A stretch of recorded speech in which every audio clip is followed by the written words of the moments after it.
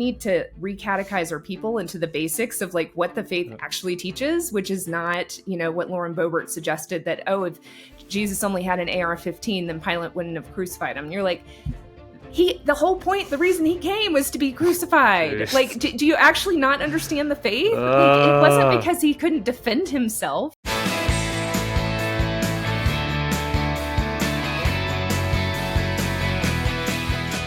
Hello and welcome to the Bulwark Podcast. I'm your host, Tim Miller. We've got a monster show today, but I have a few quick housekeeping notes. Number one, I'm not accepting any emails or DMs about the Nuggets at this time, especially from Darla and the Minnesota crew.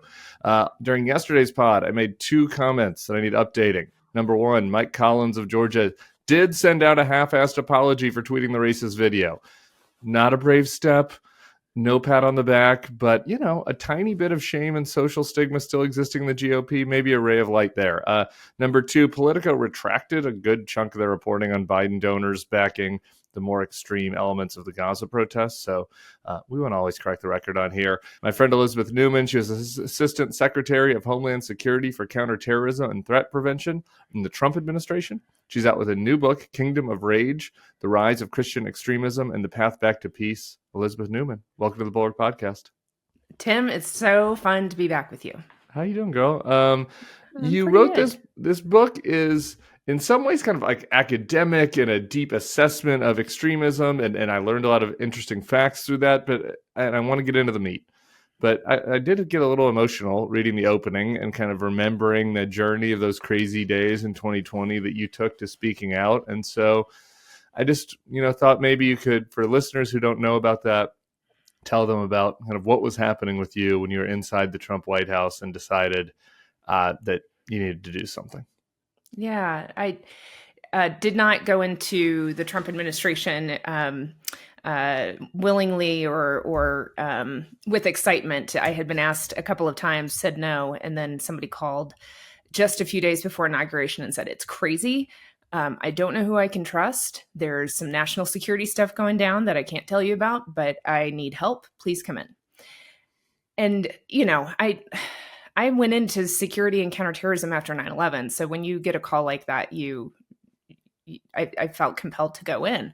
And it was crazy. And it was, there were severe national security concerns going on. And I'm proud of what I was able to do, which mostly was try to hold some of the guardrails as long as we could. But by late 2019, 2020, the writing was on the wall. I was going to get pushed out. I wanted to get out. And when I finally was able to leave, I had this, it was like COVID, right? And kids were home and we were doing, trying to figure out how to do homeschooling online. And and I was exhausted and like, I found myself at a small group online Bible study with people that I had met 10 years prior. And we were just all catching up since none of us could leave our house. And we were just sharing what was going on in our life. We were all across the country at that point. And we all have kids. And anyway, I was telling them about life in the Trump administration, and they were, their jaws were hitting the floor. And they were like, Elizabeth, you have to say something. And I'm like, no, why would anybody listen? Like, nobody listens. Plenty of people have spoken out. And they're like, but we don't see that. We don't see this chaos. We don't see this danger. And somebody needs to say something. And around this time, we had the George Floyd protests. We had DHS forward deploying to protect monuments. And we had DHS deploying to Portland to protect supposedly a courthouse. But we were sending Special Forces Border Patrol into an American city. And there were videos coming out of like people getting thrown in unmarked vans. And it just was like, oh my gosh, what has happened? I left 3 months ago and the entire thing has fallen apart. This is nuts. And this is what a second term would be. Like there would be no adults in the room to say, no, Mr. President, you can't do that. That's illegal or that's unconstitutional. It would just be utter chaos. And that's when I started asking around, how can I help? And I eventually met you and you were like, this is what you're going to do. You're going to do this video. I'm like, no, that does not sound like something I want to do. But I distinctly remember you were on the phone. Barry was in the room with me and you guys were like talking me through. I was so nervous. You were. I was Just so looking nervous. at you right now, actually, you just have like the weight of the world off your shoulders. Just like you know, like your whole, like your skin tone and everything. You looked beautiful in the video too, but it's a lighter Elizabeth, which I appreciate. It is. Here's the thing, and well, it was meaningful. And so I was happy that I got to meet you and Olivia and those that did the RVET videos, but it was meaningful to me. I didn't want to push people into there to be uncomfortable, but we also did want to win the election. You know, we wanted people to speak out. So you had this line very well, I thought, because you guys kept telling me, like, if you don't want to put the video out up until it drops, you can back out. And I needed that space. I needed this space to be able to be like, I think I'm going to do this. Yeah. And I was genuine about that. The moment it dropped, I felt so relieved. Like, oh, I could speak truth. It was an amazing experience to just be like, I'm going to tell the truth now. And especially after 3 years of having to like be subversive and hide and like trying to be respectful of the office of the presidency, but also trying to like make sure that, the backstabbing and the, illegal stuff stopped. It was such a night and day experience. Well, I want to send this little clip to other people now about the big relief of telling the truth and how good it feels because it's true. I feel the same way. I felt the same way. My question is, like, why were you so lonely? I always feel like sometimes when reporters call me, I am like, it seems like a little dig of you, but it's not intended to be, right? Because I'm always saying to them, I'm like, it is insane. Like, why was it like there's this huge sprawling administration and apparatus with a lot of people who felt the way you did, which, let's be honest. It's you, it's Olivia Troy, it's Miles. It's like, and you are kind of like, you're like mid-level people, like really, like, just people that are doing good work, important work, but like not the primetime folks, not the brand names. That's right. And then we get to January 6th and it's Cassidy and Sarah Matthews, who are like lower level people, even like, again, and that's not an insult to them. I'm just saying, like, it's important to say that just because, like, so many people let you all down. Like, why? Yes. Like, why were you so alone out there? Do you think? Why weren't there more people? I really think the closer you got to the president, one of two things happened. You either were just so beaten down and threatened. Like the mafia culture around Trump is real. Like I have people in my life that were threatened, both kind of implied physical threats, but also more so like financial threats. Like, we'll make sure you never work again, right? And so I think there's legitimate fear that gets instilled. And then I think the other thing is just they felt so beaten down and almost complicit the closer you got to him that I kind of wonder if that's why we haven't seen more of them come out. And the other thing that happened is that people actually got gaslit. They kind of bought into his MO and his ideology and kind of just changed. Like, they are not the same people that walked in 2017. You saw that personally? Like, people, for sure. Yeah. You're like, oh gosh, like what happened? You are deeply deceived, deeply changed. And like that probably hurt the most, because at the beginning, whether it was right or not, like there was a number of us that walked in together and were like, okay, we're going to hold the line, believed in the Constitution. He was elected by the president or by the people. So he has the right to institute his agenda. We're going to help him do that in a way that is good government, in a way that is legal and constitutional. That was our approach. And over time, you started to realize he could care less about the legal and the constitutional. They didn't care about good governing. And so then you're just kind of trying to hold on for dear life. But some of those people really bought into legal. What's really legal? Oh, right. The deep state. Yeah, they're just trying, they're holding us back. And so, yeah, some people changed, and that was hard to watch. One more on this, I want to get to the book. For people who had missed it or don't remember, I do want to just play a little bit of the video that you put out in 2020. Hi, I'm Elizabeth Neumann. I am first and foremost a follower of Jesus Christ.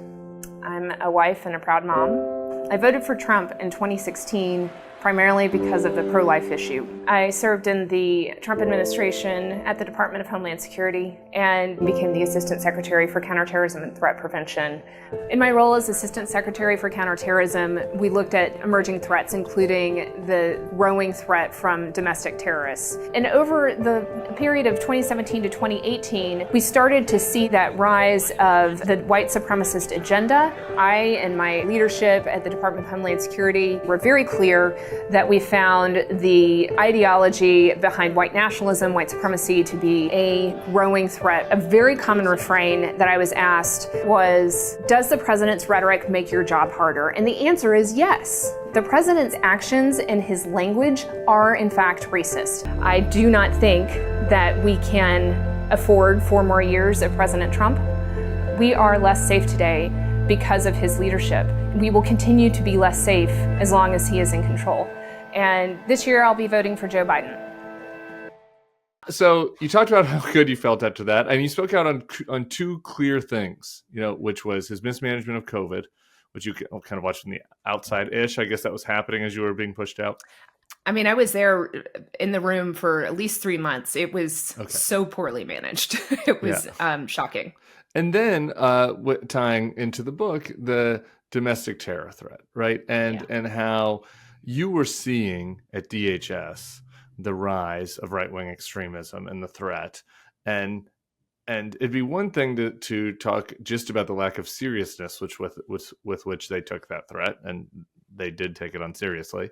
But in addition to that, the president himself was exacerbating it. And that was something that you were very clear-eyed about in that video that then just comes to fruition 7 months later. I mean, did you feel like, well, obviously this was going to happen, or were you like, this was my worst nightmares coming to life, or how did you feel about that? It's when you're in the field, you are always pretty hesitant to try to make predictions, right? Sure. Like it's kind of built into you. You don't want to exaggerate the threat. You don't want to fearmonger.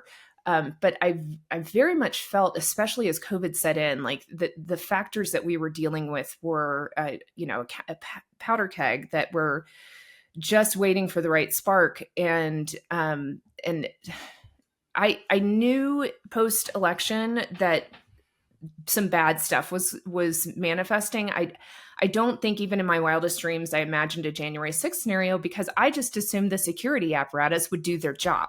Right. That's, to me, was the big shock, that the Trump had so effectively beaten down the security apparatus within the executive branch that even though people detected that something bad was going to happen, gave a little bit of warning to Capitol Police, like none of the normal things that we would have done in an adult-run administration seemed to happen. There was no pre-planning. There was no phone calls between DHS and Capitol Police and the FBI. I mean, it just is shocking to me that we were so underprepared for January 6th. So that was probably the thing that I didn't foresee. I foresaw people getting mobilized, the Mike Flynn types, the Steve Bannon types, stirring the pot, so to speak. I didn't foresee that we would be so weak on the security side that you wouldn't be able to keep things in check. It was what a horrible day. So you wrote this book, Kingdom of Rage, and you could have written a bunch of different kinds of books, right? I'm sure you talked about different kinds of books with people. You could have written a gossipy book, could have written a book about threats right ahead of us, and this is a little bit about that, but something that's a little scarier.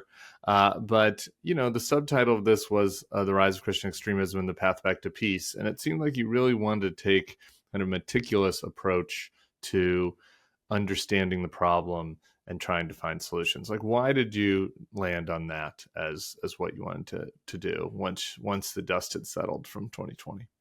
So I was in 9/11, or in Washington, D.C. on 9/11. I have this distinct memory of driving home that day. My car was packed, a tiny little hatchback car. And in the rearview mirror, I see the Capitol. There are still planes in the sky. And I'm wondering, is the Capitol going to be there tomorrow? Like, we were scared to death. We didn't know what was happening. The information. What was your job then? That Again, day? remind me. I worked at HUD. I was working on the Faith-Based and Community Initiative in the George W. Bush administration. And I just remember so vividly the chaos and the fear of that day. And, in the days that followed, just made a commitment that I would do whatever it took. Like, I was a political appointee, so it's not like I had any skills to offer at that time. It just was like, you want me to answer a phone? I will go answer a phone if it's going to make our country safer. And I eventually ended up working at the White House and the Homeland Security Council for some super amazing, smart people who trained me. And I kind of stayed in the field after that. And flash forward to January 6th, here we are. And the Capitol actually is attacked, but it's not by radical Islamist jihadists. It's by Christians. It's my faith. They had video of people praying outside of the Capitol. There was prayer inside the Senate galley.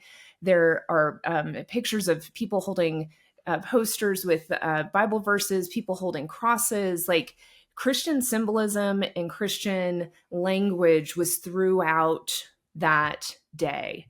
And that was just gut punching to me, that I had spent 20 years protecting our country from the threats over there, and the threat was actually here.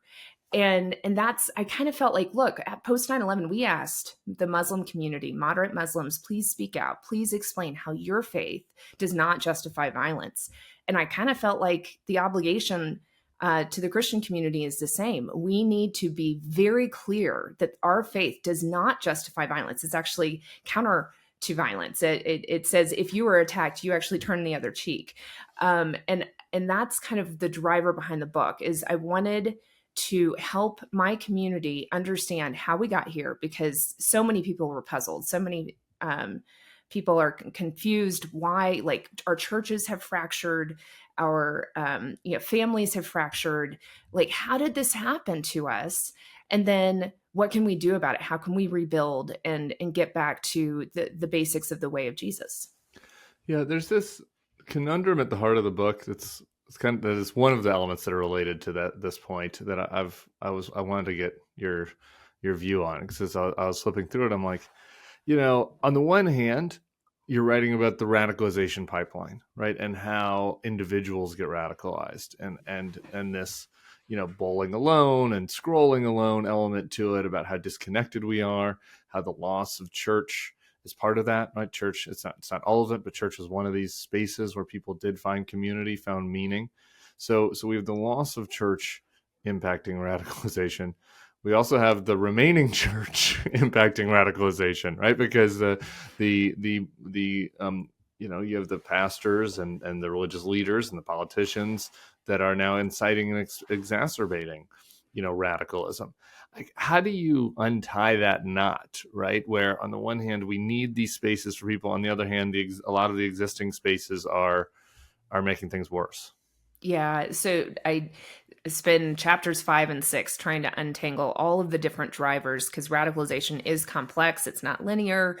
And usually there's personality factors involved. There's often trauma in somebody's background that makes them more susceptible to being radicalized. So there's a ton of factors that go into why somebody radicalizes. But we've also experienced group radicalization, right? Like, a group of people that are experiencing humiliation. They're being told they need to be scared. They're feeling like a loss of power and significance. And as a group, their answer to that is an extremist solution, which I define extremism as when you perceive a threat to your group's success or survival and hostile action is necessary. It's that hostile action piece that really separates what might otherwise just be the norm in our politics. The other side's bad, my side's good. But it's when you go to, okay, it's not about voting's not enough, contributing to a candidate's not enough. I need to go threaten somebody. I need to harass, intimidate. Oh, I might even need to commit an act of violence here. That's when you move into extremism. And we, as a pretty sizable population, of our country, I think the numbers depends on the survey, but 30 to 40% of adults in the United States have said that they believe sometimes violence is necessary to achieve their political aim. I mean, that is like shockingly large numbers that we do not have the security apparatus to be able to protect against. Now, most of those are not actually going to go do something. Right. But if you look at what's happened in particular to that Christian and conservative community, we've spent the last few decades, I mean, your book kind of traces this too. We've spent the last few decades in a media ecosphere that just tells us all the reasons why the other side hates us, all the reasons why, you know, we should be fearful of what the other side is going to do to us. And then it becomes really easy for a Trump-like figure or other influencers to step in and say, you know what we got to do? I mean, we might have to fight. We might have to take our country back by force. So it didn't start with Trump. You don't take your country back with weakness, Elizabeth. You take it back with strength. That's right. And so, but okay. And so, how, like, what is the off ramp just within the Christian nationalist group? I mean, there are strains of this that are not religious within the Christian nationalists. I talked about this a little bit with Peter Wayner last week.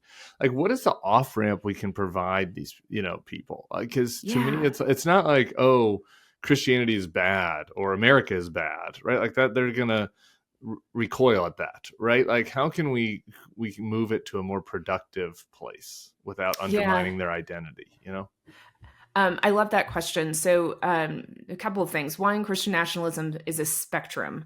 I think the broad number, when you look at the polls that say, oh, we have this many Christian nationalists in the country, I think most of them are on the lower end of the spectrum. And that's more of a concern for their faith, for their soul. It's not necessarily what's the dumb Marjorie Taylor Greene version where she's like, I'm a Christian and I like America, so I'm a Christian nationalist. I mean, she's terrible, but like some people actually believe that sentence, right? Like that's the sentence that makes sense for some people. They're not thinking about it more deeply than that. But there is a strain, and it is growing, that are looking to try to force Christian morals and values. And I don't, there's certain values of Christianity, like, all people are created equal and equal in the eyes of God and worthy of dignity and respect. Like, love that's your neighbor as yourself. That's fine. You can project that on people. Those are great things. We should definitely, the Constitution reflects many of those values. Like, I'm not saying like get rid of that, but there are certain Christian nationalists that are like, oh, you know what we should do is we should implement,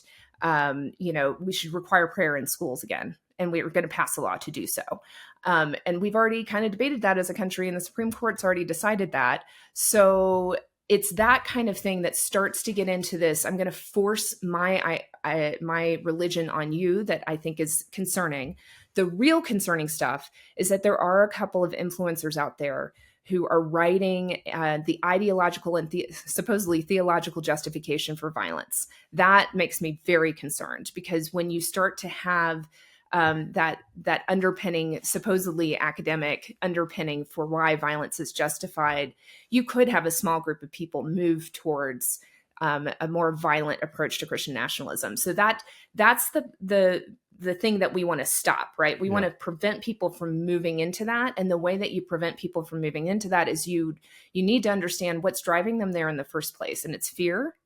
And it's a sense of humiliation, a group humiliation. And there's two things that I prescribe from a Christian community standpoint. We need to get back to teaching what Jesus taught us, which is you are going to be persecuted. Like, that is the way of Jesus. Jesus was persecuted, and he promises we will have trials like he did.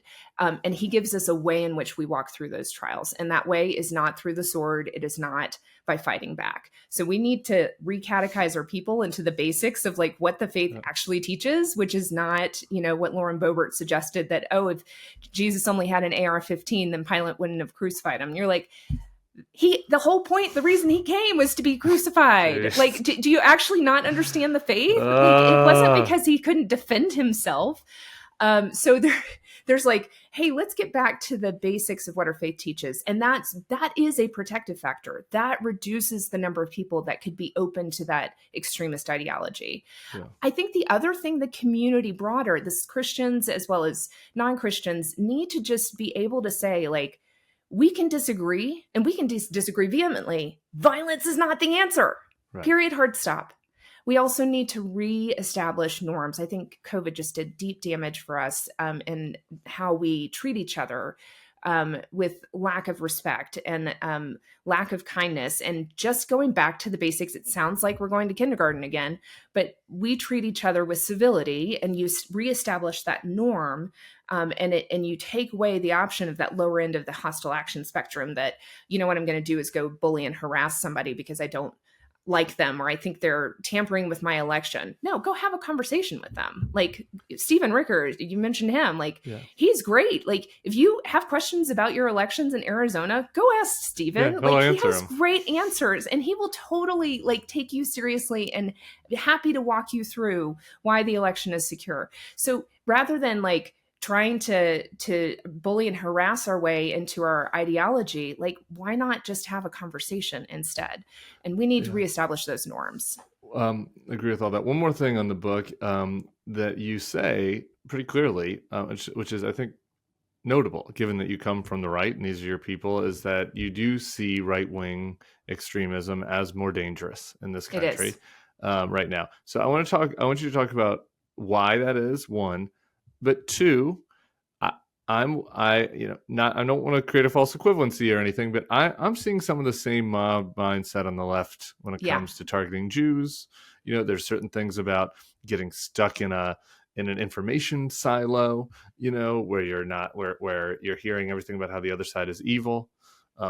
Maybe there are some evil people on the other side, so there's a little more legitimacy to it. There's a lot of layers to this, so you want to create a nuanced conversation. But I'm curious why you think it's more dangerous, and what you assess as the threats on the left. Are you seeing any echoes?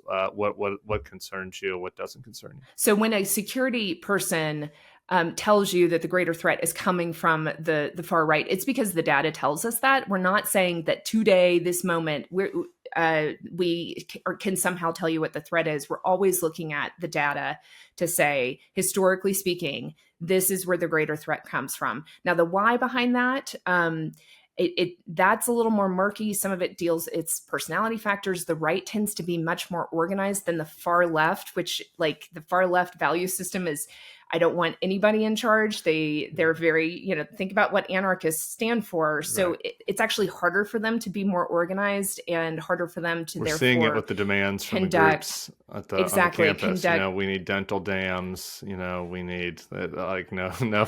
There's just a lot of weirdness happening. Right. The other thing is the far left tends to destroy property, and they tend to be more in the melee context. So riots, you'll see them in riots, that kind of thing. It's not a premeditated type of attack, usually. We did have a significant set of far left terrorism in the 1960s and 1970s, the Weather Underground, which has roots at Columbia. There are a number of us that are looking at what's happening on college campuses today and are concerned that maybe we're seeing a resurgence. It is pretty normal when you have one pendulum swing this way that the other side kind of reacts, and you start to see the pendulum swing the other way. So it is something to be concerned about. I will still kind of, the reason I wrote this book was because my side is responsible for more deaths and destruction than the other side. And I kind of feel like it's a responsibility to clean our own house, Amen. So to speak. And we need to take, I'm not saying you can't be aware of and concerned about the other side, but let's clean up our own house before we fearmonger about Antifa and far left terrorism. Amen to that. Okay, we're running out of time, but really quick, since you were in there in the first round, you kind of alluded to this at the top, but your biggest concerns about a Trump 2.0 administration? Oh, it is really hard to go there. Look, I think there's a lot of focus on Donald Trump as president. And I think we're missing the greater damage that will occur is he's going to bring in people like Kash Patel and Stephen Miller and Rick Grinnell and let them do whatever they want. He doesn't actually like to govern. He doesn't like the job of the president. So you will have nobody at the top, no adults left in the room, because nobody will be allowed. If you are going to tell the president no, you're not allowed to go work for him. So there's not going to be anybody that actually has any substantive knowledge of how to do things well, how to keep our country safe.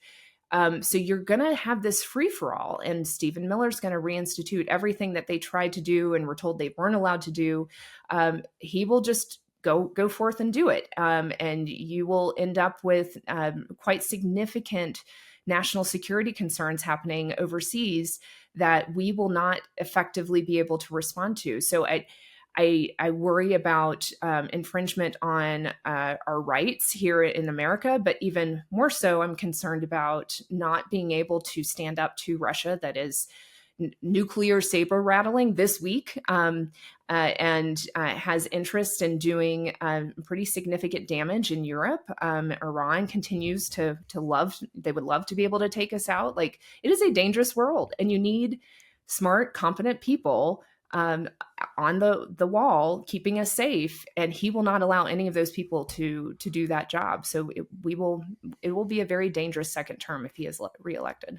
Yeah, I'm also concerned about a very dangerous interregnum, no matter who wins. And so I want to have you back to talk about that in the fall. Yeah. Once that's a little bit more acute. Elizabeth Neumann, man. Okay, you're in Denver now. You're my hometown.